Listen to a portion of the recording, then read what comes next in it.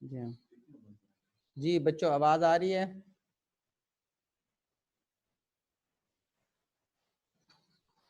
जी बच्चों बताएं, आवाज आ रही है आप लोगों को?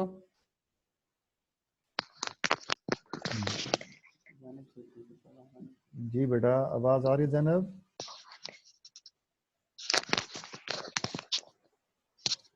ज़ैनब बेटा, आवाज आ रही है? चलें, इट्स ओके। बिस्मिल्लाहिर्रहमानिर्रहीम। बेटा, जैसा कि आप बच्चों को पता है कि हमने चैप्टर नंबर 4 बेटा स्टार्ट किया हुआ था, और आज जो नेक्स्ट बेटा हमारा टॉपिक है वो है cell as a unit of structure and the function. हमने ये आज ये प्रूव करना है कि क्या जो सेल है वाकई स्ट्रक्चर और फंक्शन के लिहाज से बुनियादी इकाई यूनिट है या बच्चों नहीं है। क्या सेल वाकई यूनिट है, इब्तदाई चीज है, क्या उसके बगैर लाइफ या लिविंग इम्पॉसिबल है, उसको बेटा हमने प्रूव करना है। तो बच्चा आसान से अब बेटा ये भी याद करना है, इससे पहले एक टॉपिक खड़ा होगा वो है वैसे इंटरेस्टिंग इंफॉर्मेशन, वो रेजोल्यूशन ऑफ कंपाउंड माइक्रोस्कोप वगैरह खड़ा होगा, उसको बेटा फिर बाद में डिस्कस करेंगे हम। फिलहाल जो असल टॉपिक है वो आज ये वाला है, cell as a unit of structure and the function. बेटा पहली बात हम करते हैं कि जितने सेल्स हैं आपके बॉडी के, उन तमाम के अंदर डिवीजन ऑफ लेबर है, काम की तकसीम है, यानी कि हर सेल अपना अपना काम कर रहा है। जब कोई हर एक अपना अपना काम करेगा तो उसकी एफिशिएंसी ज्यादा बेहतर हो जानी है, काम बेहतर तरीके से होगा। जैसे मैं समझाता हूँ बच्चों आपको, हमारे जिस्म में बहुत सारे सेल्स हैं, आई का सेल है, ईयर का सेल है, या बेटा हम कहते हैं कि उसके अलावा हार्ट का सेल है, ब्रेन का सेल है, तो डिफरेंट बेटा सेल खड़े हुए हैं। हर सेल अपना अपना काम कर रहा है। हार्ट के सेल्स का काम बीटिंग है, लीवर के सेल्स का काम वो सिक्रीशन है या ब्लड की प्रोडक्शन है, एटसेट्रा। आई का काम बच्चों, या आई के सेल्स का काम विजन से है, देखने से है। ईयर के सेल्स का काम वो आपकी हियरिंग से है, समाज से है। ऐसे जो भी सेल खड़ा है हर एक अपना अपना काम कर रहा है, ये डिवीजन ऑफ लेबर है, और कोई किसी और का काम नहीं कर सकता। जैसे बेटा मैं आपको समझाता हूं, जब किसी बंदे को हार्ट अटैक होता है तो हार्ट अटैक में उसके हार्ट के सेल डैमेज हो गए, जिसकी वजह से हार्ट की बीटिंग स्टॉप हो जानी है और बंदे की डेथ हो जानी है। अगर हार्ट के सेल्स का काम कोई और कर सकता तो ये हार्ट फेल ही ना होता, बंदे की डेथ ही ना होती। तो ये हार्ट की बीटिंग वाला काम सिर्फ हार्ट के सेल्स कर सकते हैं और कोई नहीं कर सकता। तो हर कोई अपना अपना काम करे, इसे कहते हैं डिवीजन ऑफ लेबर। अब जैसे बेटा मैं आपको और एग्जांपल देता हूं, जैसे एकेडमी है, वहां पर डिफरेंट टीचर्स काम कर रहे हैं।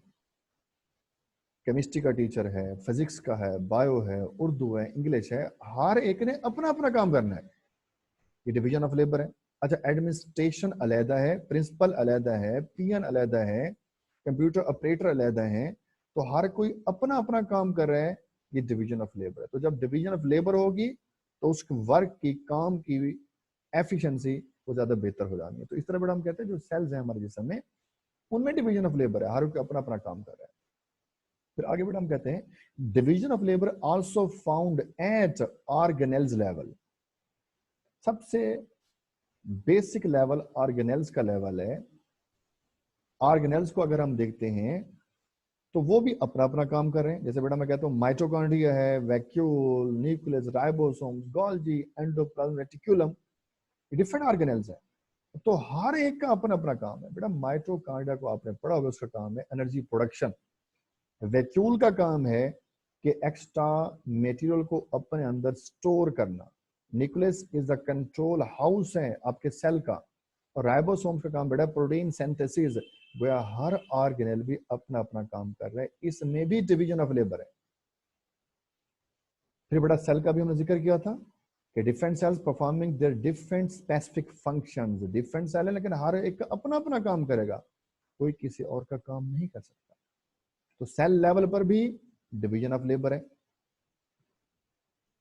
जैसे बेटा समझाते हैं आपको, इन एनिमल्स की पहले एग्जांपल देगा कि मसल सेल्स का काम कंट्रैक्शन और रिलैक्सेशन है। इसकी वजह से ये बेटा मैं कहता हूँ कि मेरे हाथ की ये मूवमेंट हो रही है, अगर गौर करेंगे ना, ये मसल आगे पीछे काम कर रहे हैं, ये कंट्रैक्शन और रिलैक्सेशन हो रही है, ये इन मसल सेल का काम है। जैसे बेटा मैं आपसे कहता हूँ, इस डायग्राम को देखिए आप, ये मसल्स खड़े हुए हैं, फिर बॉडी के डिफरेंट मसल्स हैं। स्केलेटल मसल्स ये वाले जो आपके स्केलेटन के साथ अटैच हैं, जिसकी वजह से आपकी लोकोमोशन या मूवमेंट हो रही है, चलते फिरते हैं आप। स्मूथ मसल्स आपके इंटेस्टाइन में है, आपके स्टमक में है, आपके डाइजेस्टिव सिस्टम में है, आंतों में है। कार्डियक मसल्स आपके हार्ट में है।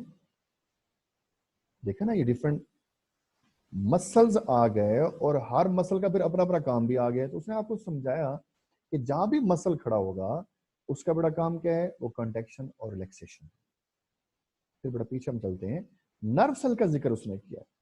बड़ा नर्व सेल, न्यूरॉन सेल, उसका बड़ा काम क्या होता है, ट्रांसपोर्ट द इंपल्सिस, पैगाम बात को पहुंचाना।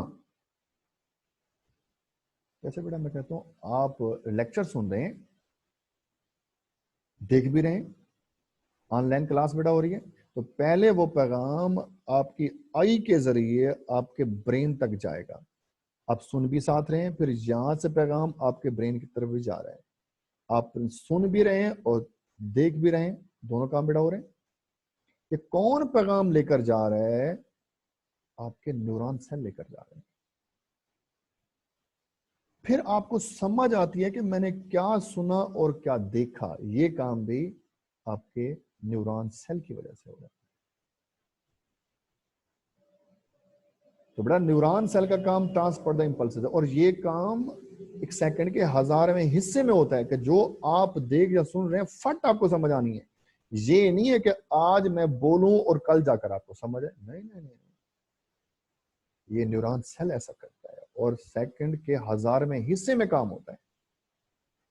फिर कहते हैं बेटा ग्लैंड सेल्स। जैसे बेटा आपके ग्लैंड सेल्स हैं, अब ग्लैंड बेटा कौन से हैं, जैसे बेटा स्वेट ग्लैंड जहां से आपका पसीना निकलता है, टीयर ग्लैंड जहां से आपके आंसू निकलते हैं। वो जो सेल खड़े हुए उनका काम है सिक्रीशन करना, सिक्रीट द हार्मोन्स। जो लीवर भी एक ग्लैंड है, पैंक्रियास भी ग्लैंड है, आगे पढ़ेंगे जाकर आप। तो जो भी ग्लैंड खड़ा होता है उसका काम होता है सिक्रीशन करना, मवाद को निकालना। आरबीसीज एग्जांपल दी जा रहा है ना आपको एनिमल में, red blood cells carry oxygen, जैसे ब्लड दिखाएगा आपको यहां पर। ये आरबीसी खड़े हुए हैं और ये आपकी ब्लड वेसल्स हैं, खून की नालियां हैं, उसमें से ये बड़ा क्रॉस हो रहे हैं, ये गोल गोल, ये आरबीसीज हैं। आरबीसीज ऑक्सीजन को उठाते हैं और आरबीसी की शक्ल है, ये उस फांटा की टॉफी की तरह है कि उसके किनारे मोटे हैं और दरमियान से वो चीज पतली है, ये आरबीसी है। थोड़ा पीछे आ गया हम, some stomach cells secrete the gastric juice, वो गैस्ट्रिक जूस को बच्चों निकालते हैं। जैसे बेटा यहां दिखा रहा है आपको, यहां पर अगर इस डायग्राम को बेटा आप देखते हैं, ये आपका स्टमक है, उसको कट करके उसने दिखाया कि डिफरेंट बेटा उसके लेयर्स आ रही हैं। ये कहते हैं बच्चों ये म्यूकोसा लेयर है, म्यूकोसा, म्यूकस लेयर। और इसी के अंदर आपके ये जो आ रहे हैं, ये आपके ग्लैंड सेल्स आ रहे हैं। इसी को बेटा उसने बड़ा करके आपको बेटा यहां दिखा दिया। ये पर्पल कुछ हैं, कुछ बच्चों थोड़े बहुत आपको रेड नजर आ रहे हैं, कुछ बेटा ये ब्लू नजर आ रहे हैं, ये डिफरेंट सेल्स हैं, ये ग्लैंड सेल्स हैं, ये वाले सारे। और ये अपने अंदर से सिक्रीशन को निकालते हैं। डिटेल में बेटा चैप्टर 12 में आप जाकर पढ़ेंगे।